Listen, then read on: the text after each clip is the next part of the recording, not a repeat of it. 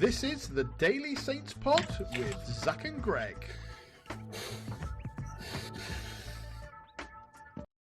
Hello and welcome back to the Daily Saints Pod. My name is Greg, and as always today, joined by my good friend and wonderful co-host who carried a solo episode beautifully yesterday on the weekend. Zach, how you doing, my friend? You all right?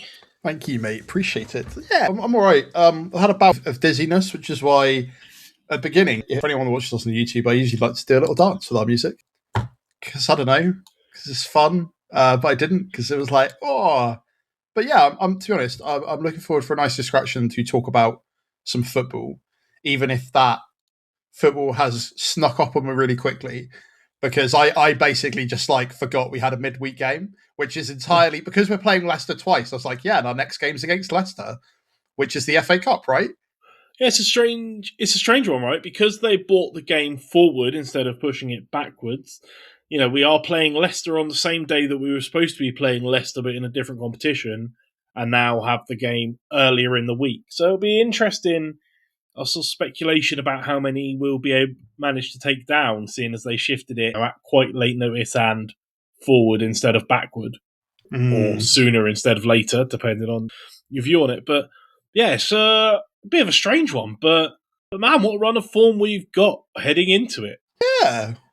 It kind of feels weird because so much noise around the club at the moment seems to be so negative. And I get why, but it's kind of like we're actually kind of forgetting that the football is now on a bit better of a run. And I think that's the big difference with Tonda so far to like a Will Still or, you know, basically any manager we had since Russell Martin's championship tenure has been like, oh, look, our form has gone down. Let's try and get that back up. And like it's worked. And yeah. It's not like it's firing on all cylinders yet, right? Like it's, let's face it, they have been results that we have ground out. But isn't that nice? That's something that we have been wanting for such a long time, right? Oh, we've not played that great and our opponent's not great, but at least we've been able to grind out a victory. That's been one of our biggest flaws, and it's just nice, isn't it? Well, it's not only that, it's been like the whole like, oh, we're bad at second halves, and now it's kind of almost switched where we're bad at first halves, and you know, we managed to score in the second half last time around. We had a debutant goal. I went into it in a lot more depth on Saturday, but it was kind of like an antithesis to all of the games where usually we'd be lining up for a loss, right? Like, oh, look, new manager, they need something good to get them going. We got this new striker that's replaced our ridiculously expensive one we sent out. Oh, yeah, and it very much just played out with a grinded out win. You know, I think we definitely had some help in the little amount of extra time we had. But yeah, I think they all did, you know, they all did their job and were all pretty solid. Could we have gone up more last game? Yeah, probably. Again, as you pointed out, grinding out those scrappy sort of 1-0 wins is something we're usually terrible at, right? And this time around, we've managed it not only once, but twice within the space of a month. Yeah, not too bad.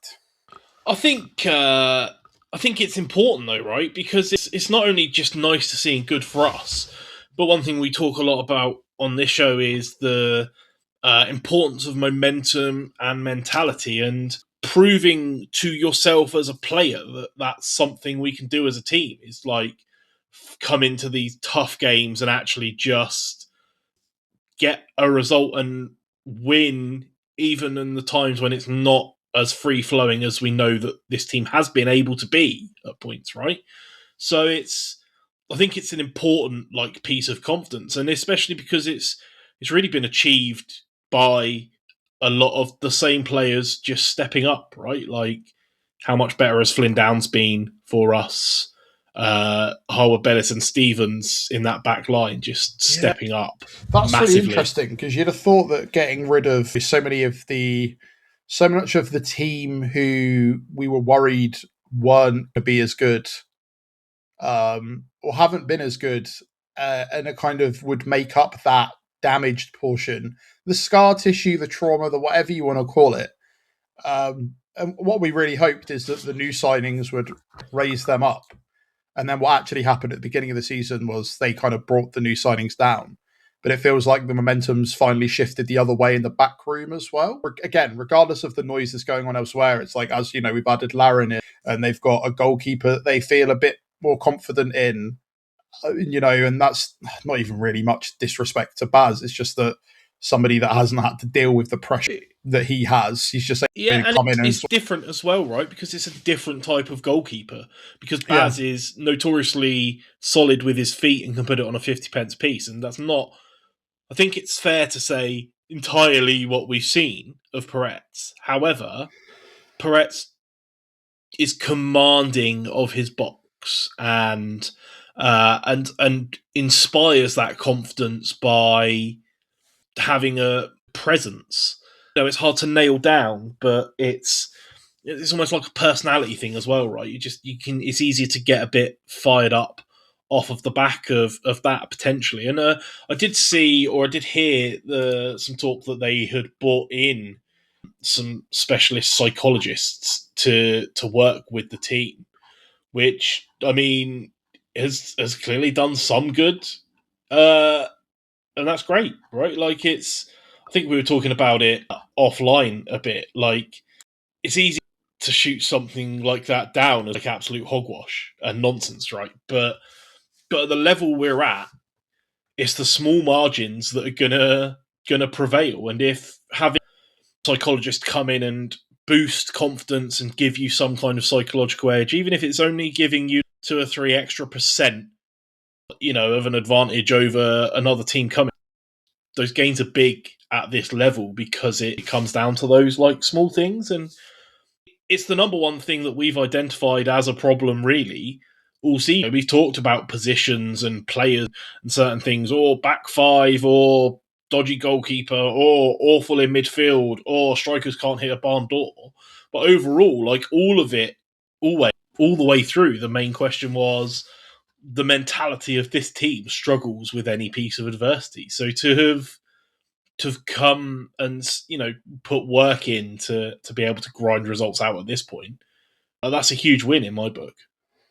Yeah, like, is it frustrating that it's taken that to get to a point before we've done anything about it, and we've, you know, rather than sort of sorting those kind of things out early a little bit? And I think your point about many people considering it hogwash is interesting because, you know, as you pointed out, it's the percentages and the small margins and the points. And, you know, if you manage to get people mentally in a better headspace for the 90 minutes they play football every week, and you can do that by, you know, I don't know, having a chat, whatever, all of that stuff, then that's fine. Like, you pay them what they need, right?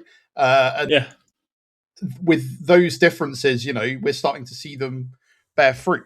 And, like, what's the harm in it, right? The worst comes to the worst. They end up feeling a bit better as people, and also, you know, potentially improving themselves on the pitch. I suspect that it's not just like the sort of thing that they've just suddenly brought in and has immediately had an effect, right? This is probably something that they have been working on, and they've probably had these people in the background for, you would like to think, all season.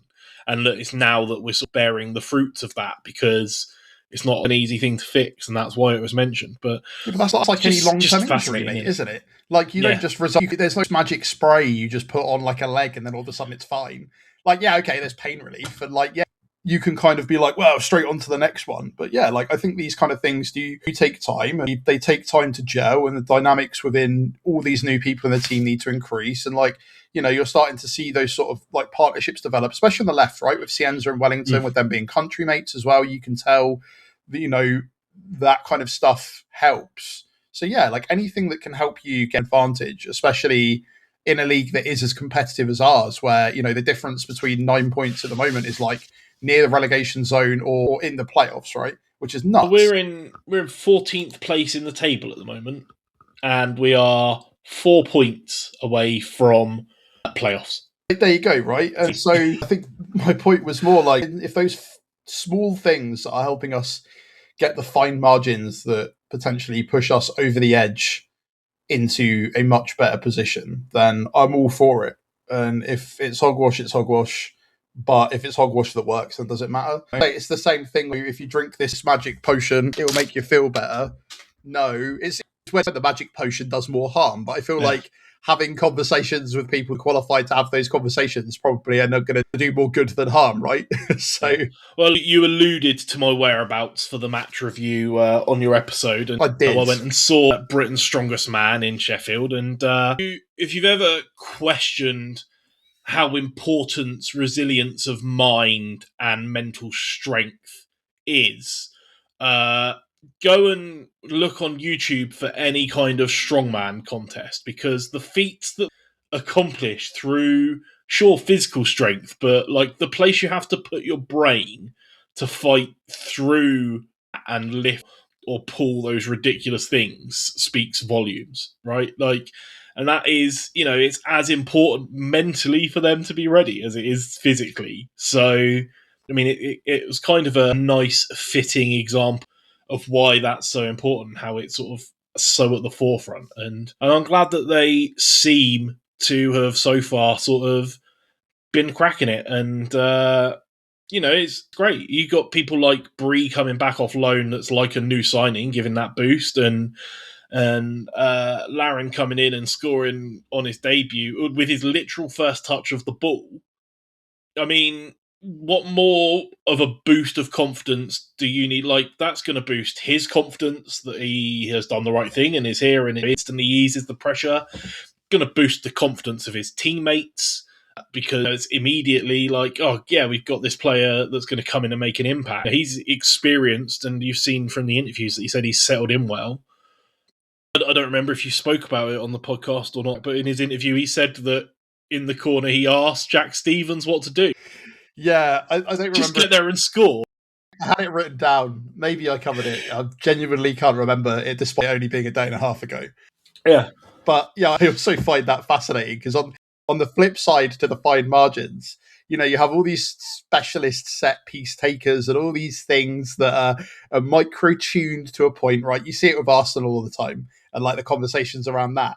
And then what you had in this situation was a big striker who knows he can take on probably, or, get in front of people if he needs to. An experienced goal scorer across multiple countries, relying his instinct to score goals. Who'd have thought it? That's incredible that just the instructions are, just get in there and score. It's like, okay, boss, and then gets in there and scores. And something about that is like, when you strip football back to its simplest terms. Yeah. I think the dichotomy of both of those things are football's as simple, right? or as complicated as you want to make it, mate, right? Yeah. At the end of the day, it's about kicking the ball in the goal more than your opponent kicks it in yours. Let's bring in these sports psychologists to talk about the fine points of mentality and mental strength. On the flip side, kick the ball in there. Yeah. And honestly, we require both of these things to run a podcast about it every day. Yeah, crazy. How to both of them. Right, flicking our attention over to our opponents. Yeah, our actual game against Leicester. Our bad. At the risk of this becoming a lengthy episode. I mean, not a great time for them at the moment, right? Hit with a points deduction. Lenient points deduction, I've heard a lot of people saying. Saw TSP banding around I don't want to call it so much a conspiracy theory as a credible line of thought, perhaps, as to why that many points. But, I mean, it is what it is, whether you think that or not. The fact of the matter is, points deduction to a team who are already probably underperforming in the league based on where you'd expect them to be is either going to be the sort of thing that as a team galvanises you to play better, and going back to this mental strength, or completely does you in for the rest of the season, right? It feels to me. What do you think? I have a couple of thoughts on it. I think that it's, although people were referring to it as lenient, I think because of the point it's come in the season, I actually think it's worse for everyone involved than just knocking it out early on, right? Like having it like loom over them and not really having a deadline, and it's sort of dragging out and then eventually happening, and then it now knocking them down to like almost relegation spots is. Well, yeah, I mean, that's awful, it, right? It literally takes them from underperforming in a league where they should be doing better to a relegation scrap, right? Yeah, and on top of that, their January window, we can complain about ours as much as we want. We definitely sent some people out that we probably felt we should have kept. We definitely sent some people out that it made sense for them to go. We brought 2 additions in that so far have made an impact. Again, how much can you judge a bloke on 25 minutes? Not a lot. But their additions have been a guy that barely played for us despite opportunity most of this season.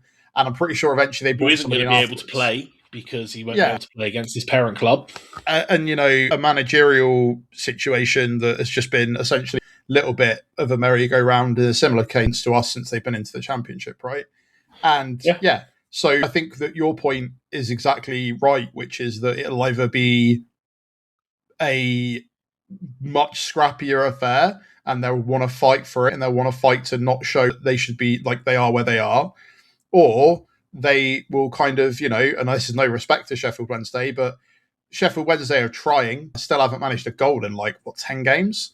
It's just not a lot they can kind of do at that point. And you're wondering, we can't go down to League One, but also some of this is outside of their control, right? So, the mental strength of it all will be, I think, difficult. But arguably, regardless of whether or not that's the current circumstances, as much as I like to say that the past doesn't matter, despite history student by university degree, when you look at the history of this fixture, it doesn't bode well for us. Obviously, this season, we already did beat them once 3-0, and you'd like to think with the momentum we have, it would go in our favour. And not to be the pessimist of the show, but you're back, so I can be. It could easily be a banana skin because we could be going and gunning for them. The only thing that galvanizes me a little bit is the fact that the last couple of times that would have happened against a quote-unquote injury-ravaged side or against Watford, who I'd have expected, who played right, to be fair, we still have managed to win. So I kind of still feel that it doesn't really matter as long as we play our game. I think we've probably got a better chance of beating them than not. It's hard, right?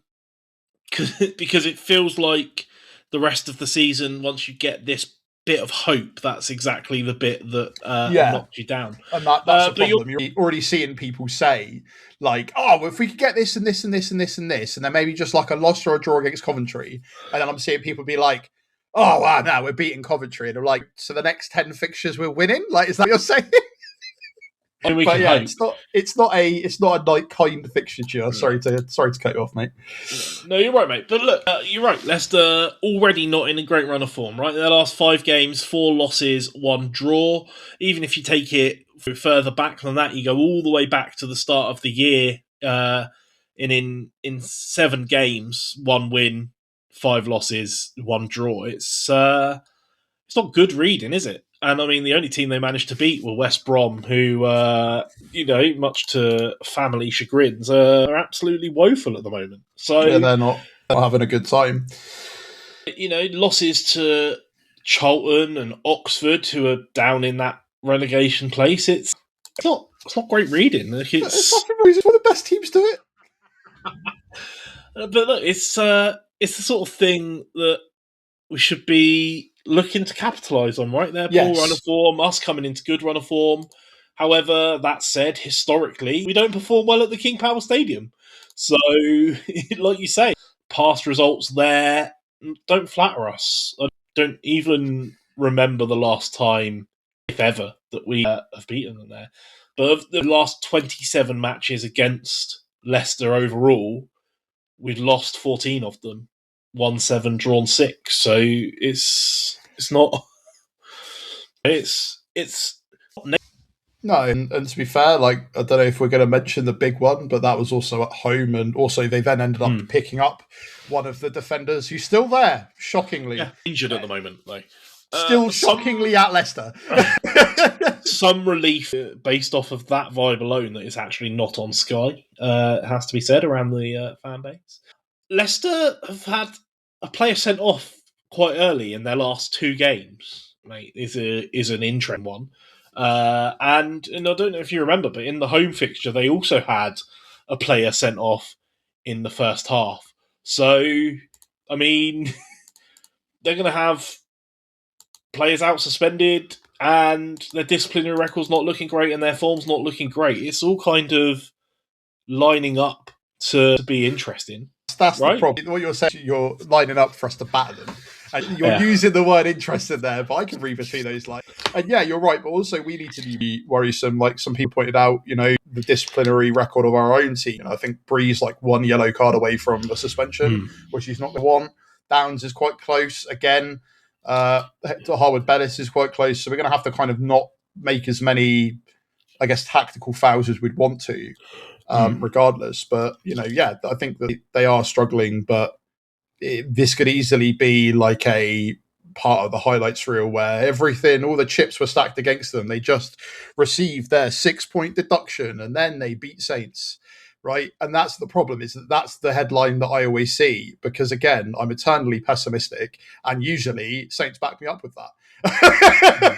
Right, mate. Switching our focus onto team lineups then. Obviously, a 3-game week, except slightly different this time because is it fair to say we don't really care about the third one? Or are we just going to, let's stick with the slightly more diplomatic, there is a larger opportunity for rotation at the weekend, right? So what you mean is that we don't care about it, and that's regardless of whether we cared about it or not. Everyone loves the cup magic and this, that, and the other. I think that for both teams, it is going to be not as important. Leicester right now would not want to get relegated into League One, but have a decent cup run. That's just the reality of this situation with us. Cool, a cup run is always nice, but I don't think it's going to be the focus over the league. We'll see less rotation today, right, than we will on Saturday. Because Saturday, again, it's not that we want to diplomatically say we don't care, but both sides will probably be heavily rotated for it. And both sides will be preparing for heavily rotating. It just depends, will there be the energy to get it through, right? With that in mind, starting lineup for tonight, obviously we don't need to talk about keeper. Peretz will be in goal. Bree, Harwood Bellis, Stevens, Wellington. I think that you might swap out Stevens quasi just because of not necessarily no other reason than fitness. And if you remember rightly, I'm pretty sure he did that last time at Leicester as well for the physicality of their strikers. And it would make sense if he's already played them once this season to play them again. But yeah, maybe. Just because it's I feel like football for Stevens in a short period of time, in my opinion. Yeah, interesting. I don't know. I suspect that we'll see it stay the same and that they'll just be rotating weekend. Maybe. But we'll see. It could be. Flynn Downs, Tonda came out and said in his post-match interview, said he would be available for picking on Saturday, probably, pending looking at him. So to me, tells me he's going to be injured and not in the squad at all. Yeah, it's going to be Charles Yander, isn't it? Current form. So yeah, Charles Yander, happy enough with that. Happy enough with that. As I said, I wouldn't really mind any three. Plus, it's a good opportunity for Shea to build up a bit of fitness, because I think he needs to get back to full fitness properly for him to have him as a rotation that is going to be useful. Because I think that he had a bit of a sluggish start to the game on Saturday. Eventually got into it, as most of the team did, and end of the second half much better. But when we lost, it was noticeable after we lost Downs that we struggled a little bit. Yeah. So hopefully that will not be the case with him in. But yeah, I wouldn't. That's what I assume. So I can't really see him picking Bragg over Charles's foot. No. Azaz Cienza fellows, Stuart. Yeah, I actually think that Larin might get a go because obviously they've talked about it. And they've talked about him being ready for his first start. And I think maybe 45 for him, 45 for Stuart would make sense. Again, I imagine that Stuart will probably sit out this weekend and it'll probably be Archer in. But also, very, very quick succession, very, very much having to manage his minutes and make sure that he doesn't pick up injury. Midweek games, not ideal for him, right? If I remember right, that's when he's usually picked up injuries. I might just be based entirely off of vibes and absolutely no facts were checked when I said that statement out loud. So I apologise if it's wrong. However, it's just for me, I'm like, you need to give the guy's body a break in between the amount of football you'd want him to play when you know that he's gone out with 3 serious injuries over the space of 3 years. So it'll be interesting. But I mean, last time he'd done 160 minutes leading into the game where he got injured in the 23rd minute. And he only played 60-ish, 65 minutes Saturday. So having a like for like profile that you're able to swap him off for, be it at half time or at 60 minutes. it's more viable. But you're right, I could see them chucking Larin in. I did see some concerns raised about his we also don't know actual how fitness. So. Well, yeah, but he's also saying he'll be ready, and we know that. But then there's concerns for fitness about both of them, which is why if I expect us to play a full 90 minutes with that type of striker, I expect to see both of them because I don't think either of them can manage 90 minutes. Definitely. Yeah, whoever starts doesn't finish. Depending on the way that the game goes as well, you never know. Archer might get going because again, we want to have him here as that plan B, but surely he will want to be able to play a bit more if they've stopped him from going out on loan. You say Cienza, I could easily see potentially Adozie starting and Cienza coming on later, just because Cienza's looked a bit knackered, and that's not his fault. They've just tried to make him play every minute of football under the sun, and he gets clattered a lot. And he was looking leggy last game, and Adozie looked really good. I think you heard me say on Saturday, I thought he played really, really well coming on. It was like he'd not been gone, but fantastic to hear. Yeah, seemed to be just a little bit, I don't know, sharper. Like, yeah, okay, his issue was always the end product, but also that's because we were never to be able to rely on the strikers that he would cross the ball into, whereas we can kind of do that now, right? So I feel a little bit better about him, But yeah, he stepped in pretty well. So very much nice to have options. Nice to have depth.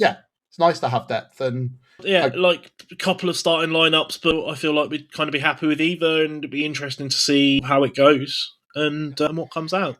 And then I reckon it'll be completely shifted by Saturday. 11 changes. I look forward to seeing Roroslev, Wood, Quasi, Manning, George Long in goal. Come on, mate, calm down. That's a bit extreme. Right, mate.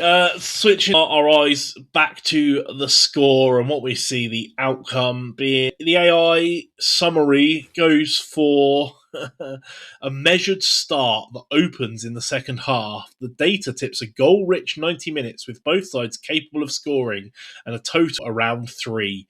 Market leans Southampton as favourite, but Leicester's home environment keeps it balanced. Bets are both teams to score yes over 2.5 goals. No prediction on score or team. So what they're saying is Southampton because we will concede to Leicester at home. But there's going to be over 3 goals. And, they're basing that almost entirely on the last result of it being 3-0, but taking into account it was that 5-0 at the King Power before, and it was... Yeah. But we've had a couple of clean sheets, which is insane to think about. I feel like so long as Peretz doesn't do anything ridiculous this game and they don't capitalise on it, he's actually been pretty good other than that. So solid. I could see maybe if he made a mistake, we go 1-0 down and we come back and beat him 2-1. I'd like to say either 1 or 2-0 again, just because I really like the idea of us keeping another clean sheet away from home. And that's kind of what we should be doing with the pressure that's on Leicester right now, in my opinion. So to nail it down to one of those options, mate, let's go 2-0. What are you going for? 2-0. 2-0 for a change. Goals coming from? Well, last time round, I said the goals were going to be Larin and Stewart. And I was right about one of them. So let's just go same again. If they're both on the field, I'll back them to get a goal each. I think it's important that Larin carries it on, just because what you don't want is he comes in, makes an instant impact, everyone starts hyping him up. You've already now got people being like, yeah, you see, you were wrong, that's my striker, this, that, the other. What you don't want him to do is then go on like a drought for 10 games. So keep him going, keep him firing him in for his sake and for our sake. And also, start giving a few more to Stewart, and then we'll start to see if this is just an actual improvement in our game or just like a couple of a little bit of purple patch, right? I'd much prefer us to have a big improvement over time than just like the new manager effect. So it's time to see if that's something they're capable of or not. So yeah, 2-0, are you? I'm thinking 3-0, mate. It's what we beat them at home. Just feels like they're down on their luck, down on form, down on confidence, and we're just headed the other direction at the moment, and we're just going to kick on and absolutely make the most of it. I think we're just going to get 2 goals early doors, and then maybe 1 in the second half, and we're just going to absolutely smash it, get this frog off our back that we don't perform well at the King Power. I mean, the fact of the matter is, with the situation as it is, and the manager, and the team, and the form, and the points deduction, if we go ahead early, who knows what the atmosphere in that stadium could turn to, and that's sort of where we're likely to thrive and just go on and kick on and smack the park. Just a last minute point on that. That is a very good point, because we make a lot of fuss and games about it when it comes to playing at St Mary's, right? And what we think the atmosphere will do and how much of an effect it will have.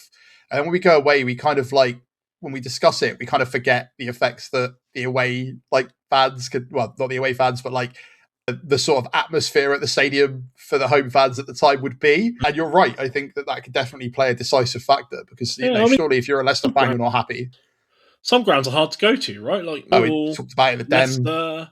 Yeah, these grounds are notoriously difficult to go to and hostile. Fratton Park is, for our players, a hostile environment.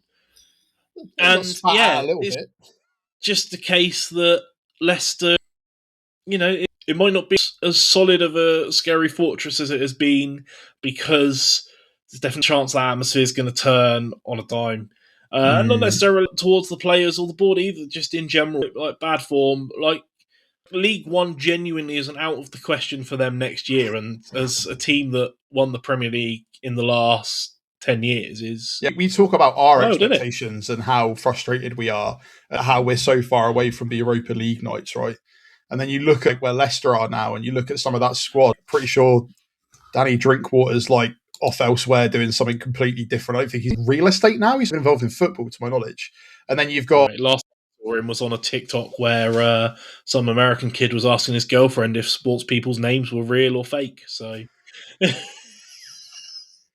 Okay, I guess everyone's got to have a side hustle, but then you've got N'Golo Kante off to Turkey to floods of people in airports and bits of this, that, and the other. Even sort of losing some of their key players like Dewsbury Hall and stuff like that, where they're at now in comparison to we're on similar journeys, but I think that they're not fall from grace, because it's not really, again, it's never the fans' fault, it's never really necessarily the club's fault, but they're kind of departure from form, let's put it that way, is going to elicit a vast more frustration than I think for us, right? Ultimately, we're still very much dubious of our ownership. Me and you are going to keep a close eye on that kind of stuff now on, just because a lot of the investment feels like weird investment.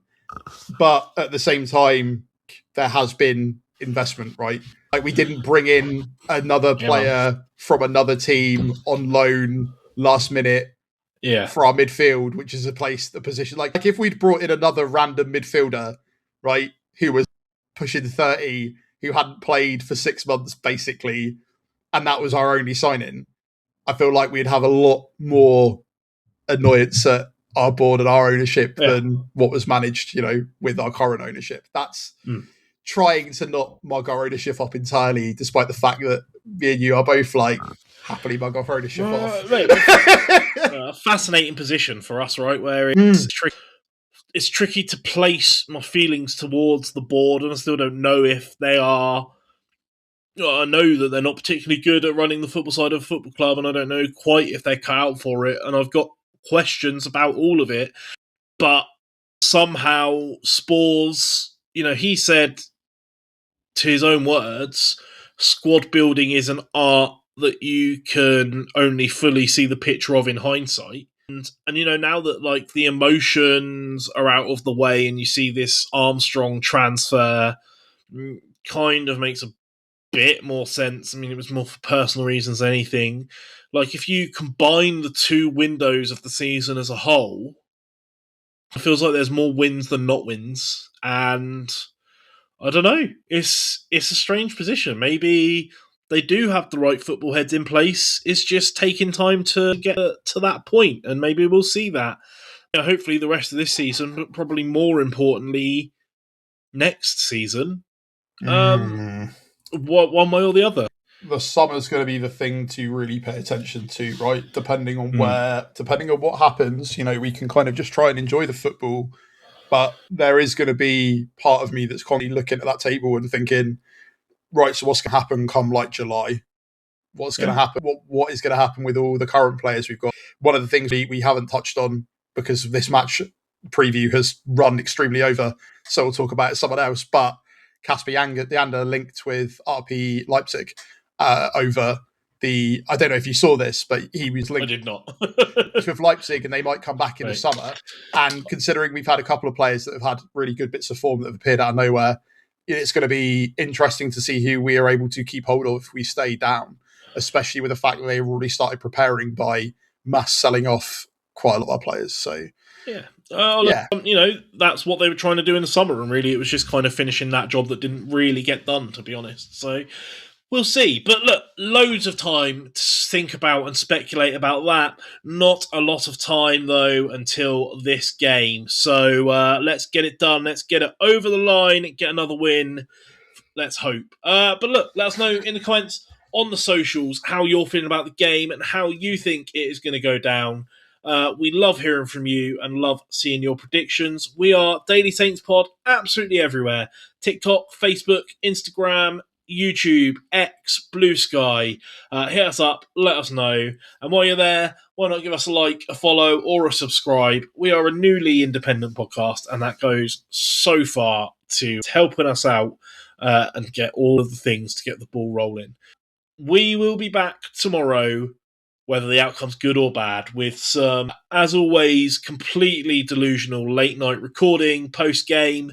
We'll be back to talk about it in full swing, in full glory. But until then, everyone, I hope you have a wonderful day. Come on, you Saints!